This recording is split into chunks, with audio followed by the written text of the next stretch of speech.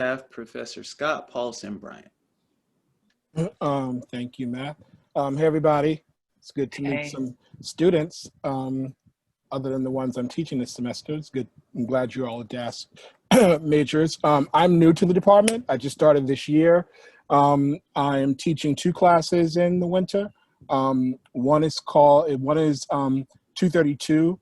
The title is Staying Alive, Performing Blackness in 1970s US Film. In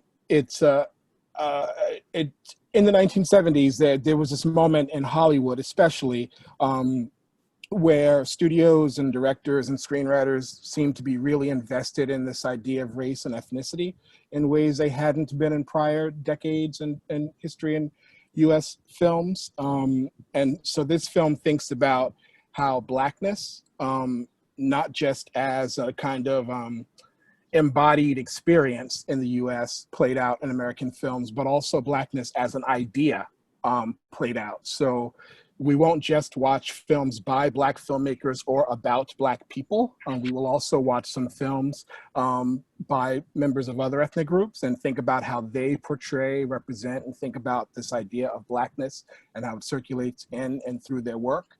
We'll think about soundtracks and how music played a big part in performances and representations of Blackness in American film.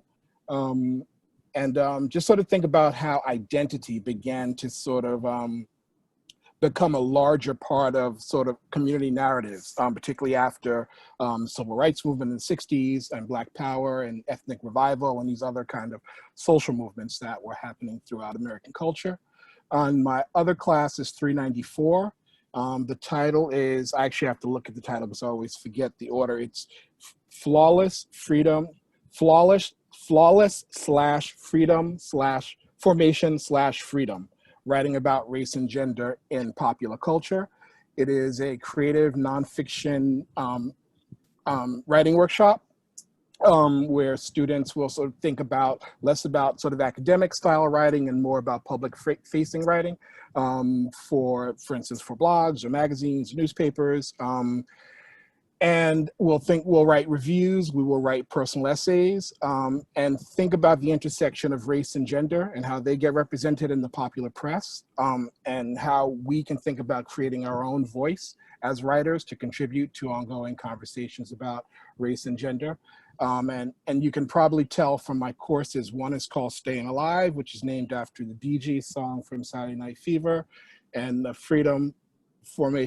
Flawless Formation Freedom course is named after Beyonce keywords, not just because Beyonce is my favorite, but also because I think she's an interesting sort of text or a person, text, idea to sort of think about the intersection of race and gender in popular culture.